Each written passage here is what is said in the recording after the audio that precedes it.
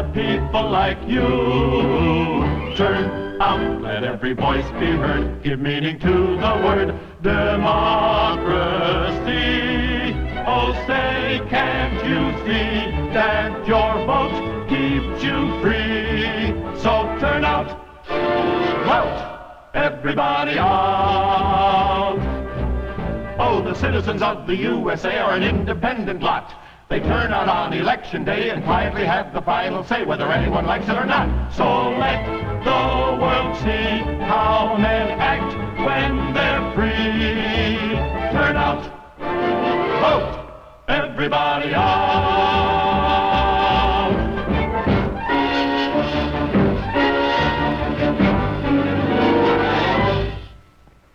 On this election day, I, Joseph Welch, a citizen of the United States, did go to the polls and cast my vote against John Dokes. But this was just the final step, the last of a long series of important events that may have escaped your notice. I wish you'd been there while all this was going on, my friend. By the way, where were you?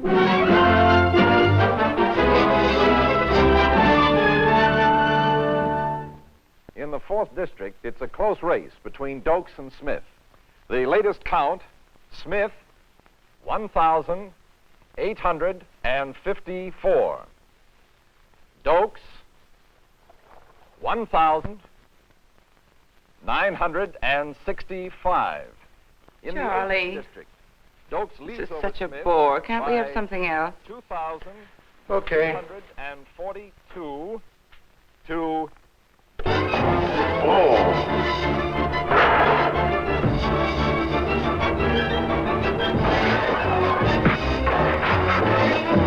We interrupt this program for a special news bulletin. In the race between Smith and Dokes, all but a few precincts are in, and Dokes continues to maintain his lead. Here is an important announcement. Mr. Smith has just conceded the election. We will take you now to party headquarters, where a Dokes victory celebration should be underway. For he's a jolly good fellow, for he's a jolly good fellow, for he's a jolly good fellow, which nobody can deny.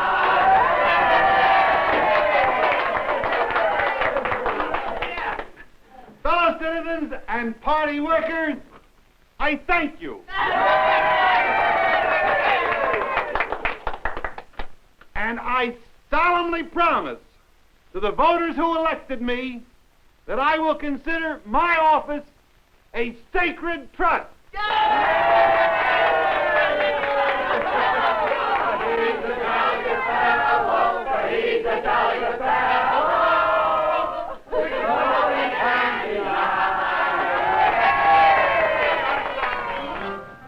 I beg your pardon, sir. What is your opinion of the election of John Dokes? Dokes? Did he really win the election? I didn't think he even had a chance. And you, sir? What difference does it make? I'm just on the outside looking in. I didn't even bother to vote. Why should I? There was hardly any choice. I think it's dirty politics. That's what it is. Personally, I think Anderson is the best man for the job, but he wasn't even on the ticket. Strange and interesting. If so many citizens didn't want Mr. Dokes, how did he come to be elected? Let's look back and see how it happened. John Dokes' career as a candidate began here at party headquarters, 8 months before his election. On a cold, windy night in March, the leaders of his party gathered for a caucus. Well, in conclusion, it looks as if the best party slogan we've come up with is, the best man for better government. Right. Everybody go along with that? Yeah. Fine. Now let's get down to picking a candidate. And I just want to remind you of one thing. The whole idea of an election is to win it. Right. Let's keep that in mind when we decide who to run. Well, I've been thinking about Phil Adams. Now, we all know Phil. The caucus is sometimes called America's most extraordinary and most neglected political institution. Here is where the party leaders pick their candidates and plan their campaign strategy. In some states, the caucus is closely regulated by law. In other states, it is not so well regulated, especially at the precinct level. In some places, the very terms caucus and precinct are not even used. But the process is essentially the same. Most citizens are not even aware that these caucuses are being held, and yet politically they are of the greatest importance.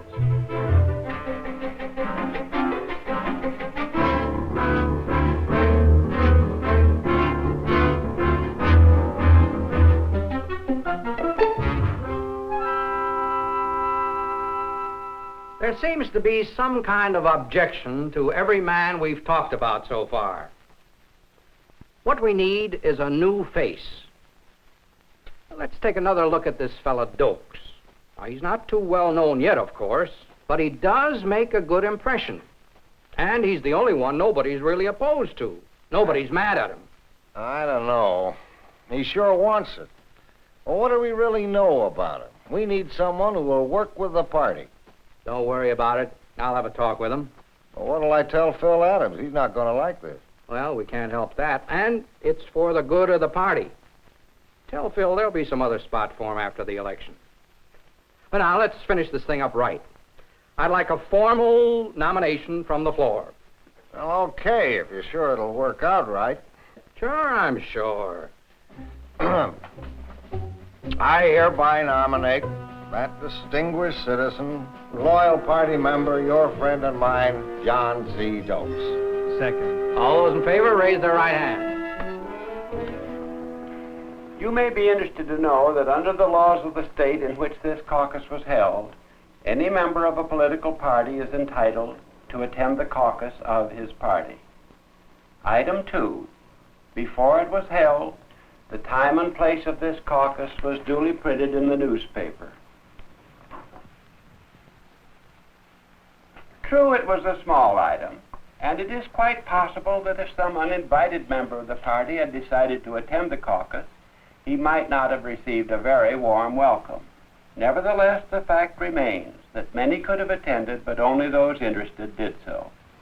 We can only assume that the others did not care enough about their government to find out what the laws and procedures were regarding this important political event. They were not even interested enough to know their own rights, much less assert them.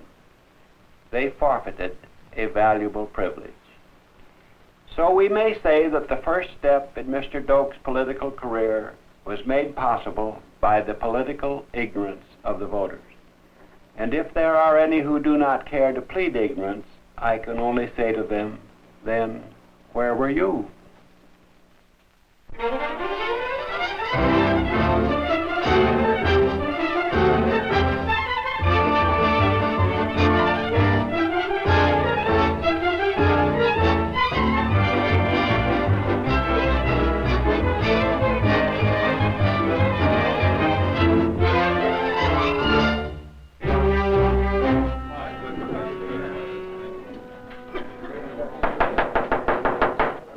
Meeting will come to order. I want to begin by thanking all you folks for coming here and volunteering to work for our candidate.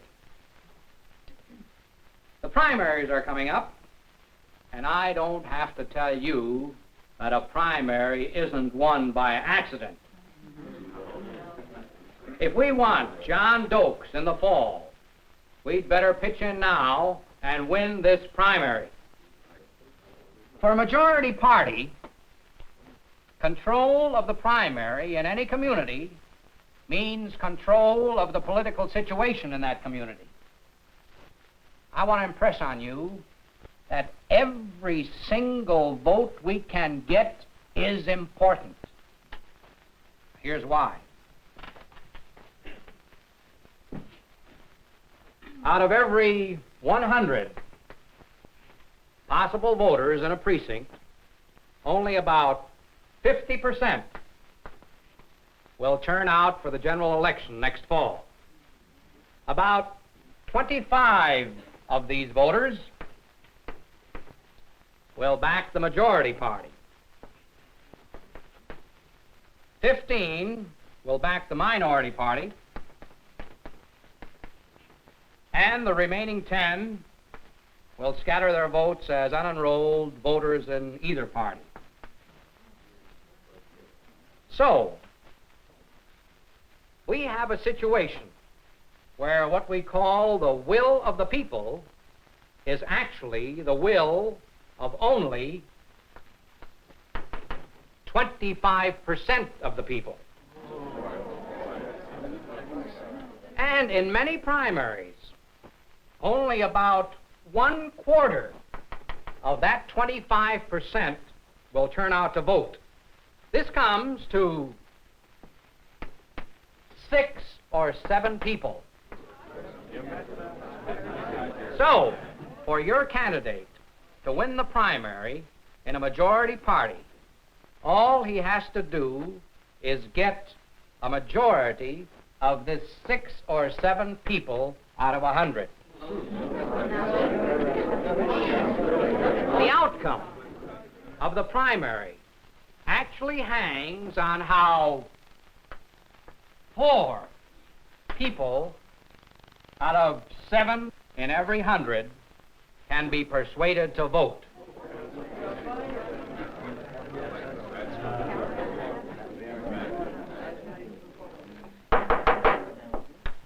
Now, here's how we'll organize the work.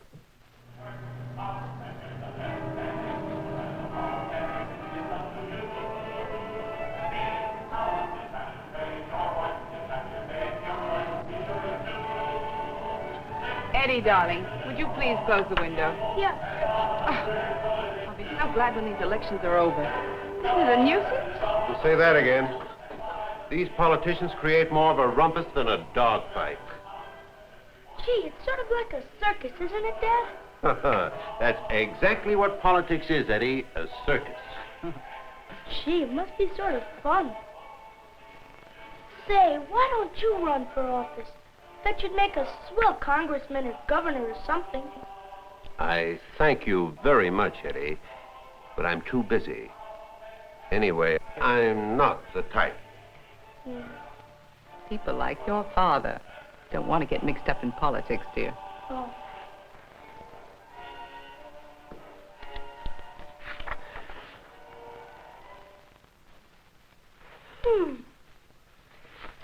Say, Dad, wasn't Lincoln a politician? Well, he was really more of a statesman. What's the difference between a politician and a statesman? Well, that would take a lot of explaining. Oh, Jane, at what time are we supposed to be over at the Davises? 8:30, dear. Oh? Oh, look, Eddie, we'll get to it this weekend. It's getting pretty late now. Oh. Say, you better clean up your homework, huh? Okay, sure. Coming, Jane? While the do-nothings were avoiding politics, the precinct workers of Doak's party were as busy as ants among the grassroots where the votes lay hidden. Hello, Mr. Allen? Yes. That's David Allen, is that right? Yes. I'm making a survey of all the voters in this district, and I wondered if you'd mind telling me what party you belong to. Well, I don't generally vote a straight ticket for any party. I see. You vote for the man that you think is the best man, is that Yes, it? that's right, exactly. Well, good. Maybe you'll vote for John Doakes. Dokes? Who's he? Now that you ask me. You see, if you don't register, you won't be able to vote in the primaries, Mrs. Brown. Well, where do I register? And when? All the information is right here on this card. Why don't you keep it and mark the date down on your calendar? Good afternoon. Mr. Brooks, I wonder if you got some literature in the mail about our candidate, Mr. Dokes. Yes, I did, and I threw it in the basket. Good day, sir. Politics is people. It is the newly married couple down the street, and the widow who lives alone around the corner, and the handicapped person in a wheelchair. It is the older citizen who has voted his way through 60 elections, and the young man who has just come of voting age. It is people who have lived in your neighborhood for 20 years, and newcomers who don't know anybody yet but the tradespeople they buy from. It is angry people, and disappointed people, and cheerful people, and timid people, and courageous people, all mixed in together, all sharing a wonderful thing called freedom. Politics is the sound made by the voices of the people, coming from 100 million throats, talking it over, trying to make up their minds, getting ready to decide who their leaders shall be. And the problem facing the political worker is always the same. How can I persuade these people?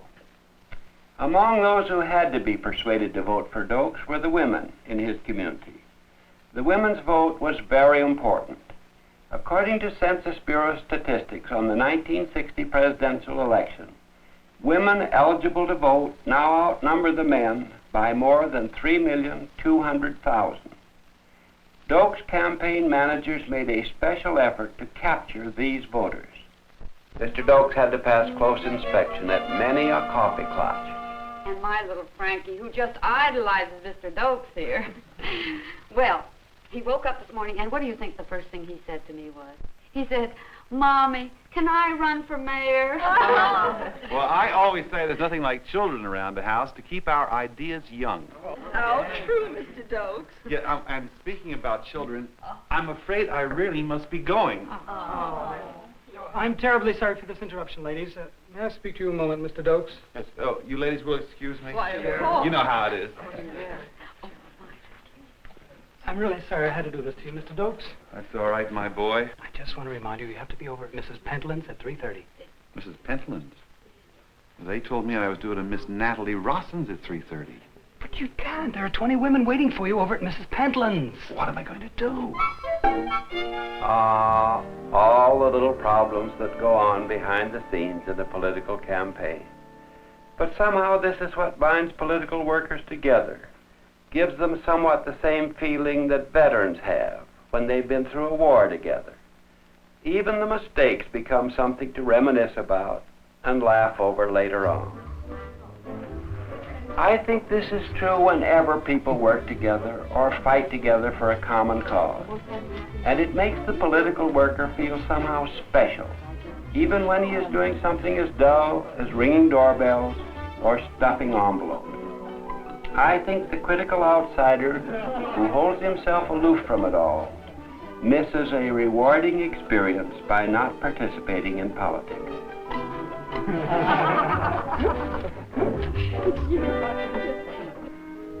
It has been said that the power to nominate is as important as the power to elect. The purpose of the primaries is to give citizens a voice in the nomination of candidates. In 60% of all the congressional districts in the United States, 60%, to win the primary of the dominant party is identical with winning the election. And yet the voters in Mr. Dokes' community let his name get on the ballot unopposed, although they could have seized the opportunity afforded them by law in political party procedures and put others in the primary race. Why did no one come forward and contest Mr. Dokes' claim to the nomination? Why did no group organize and propose a candidate of its own? The answer was a yawn, the terrible yawn of apathy. As predicted on the day of the primaries, only a handful of people turned out to vote. The machinery of government was running, but a minority of the citizens was in control. In addition to apathy, there was ignorance, even at this late date. Very good. I believe the booth is empty. You can go in. Yes. Your name, please? Edgar Jones. Jones. Edgar. Jones. Jones. Page 162. Allen, Bruce, Edgar. Edgar M. I don't find your name here, Mr. Jones. Well, why don't you? Did you register? Well, of course I registered. 4 years ago, the last time I voted.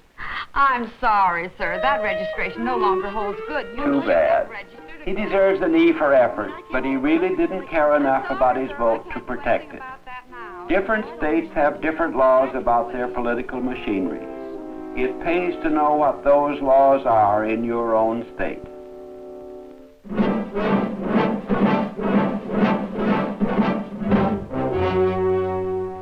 you can see, Mr. Dokes wins hands down by default. Whether you think he's the right man for the job or not, he is now the party's official candidate. His name will appear on the ballot in the general election. You don't like it? That's a shame. While there was still time to do something about it, where were you? I just want to say, first of all, that you people did a fine job on the primaries. A great job.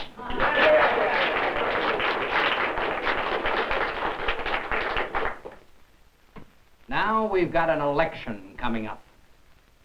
And we're going to win that election.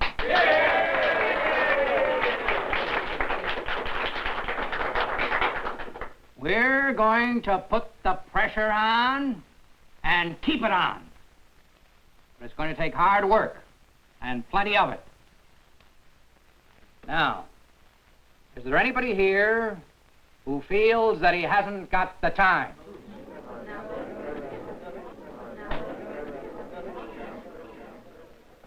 Anybody here who doesn't think he'll be able to do the work?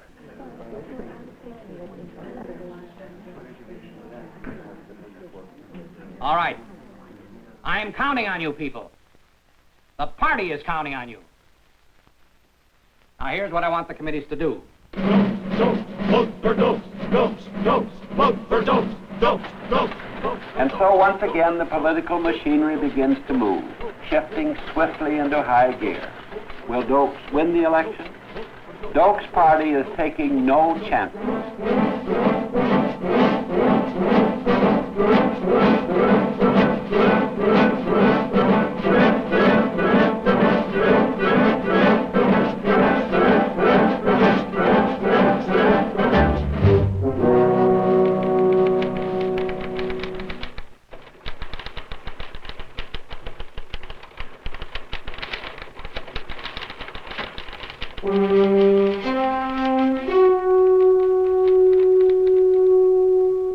Now, my worthy opponent keeps talking about my lack of experience in politics.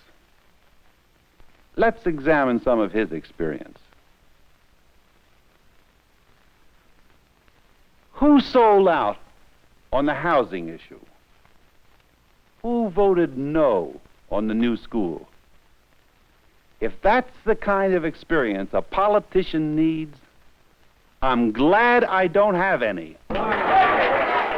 This applause has been technically augmented.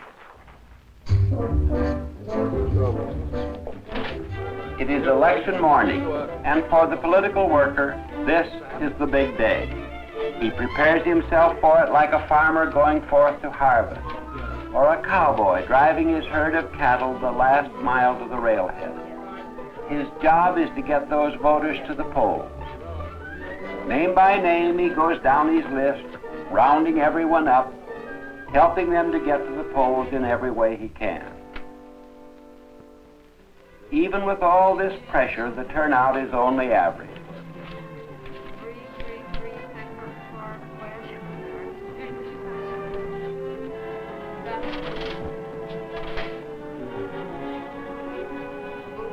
However, the voter who has had no voice in nominating a candidate, either at the caucus or at the primary, is only 50% effective by this time.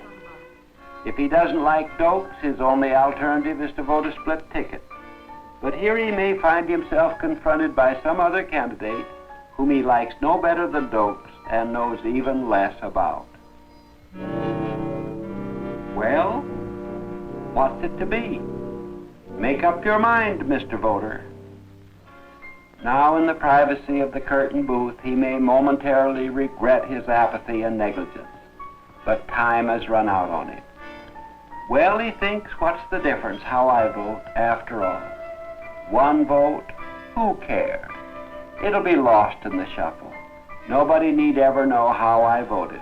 The ballot is secret, isn't it? Dokes or Smith? He tosses a coin mentally. He votes for Dokes.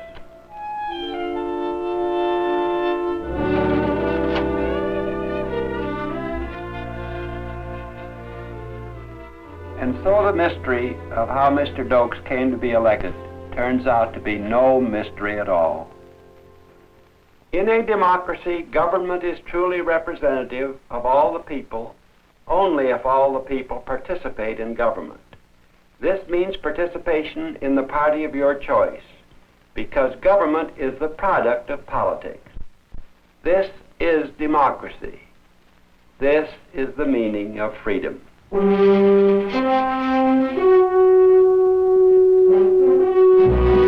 Turn out and get the best man in. Don't let the wrong man win. It's up to you. Speak out. It's time to raise your voice. It's time to make your choice. Be sure you do. This nation is for all the people and not a privileged few. This government is of the people and by the people like you. Turn out, let every voice be heard. Give meaning to the word democracy.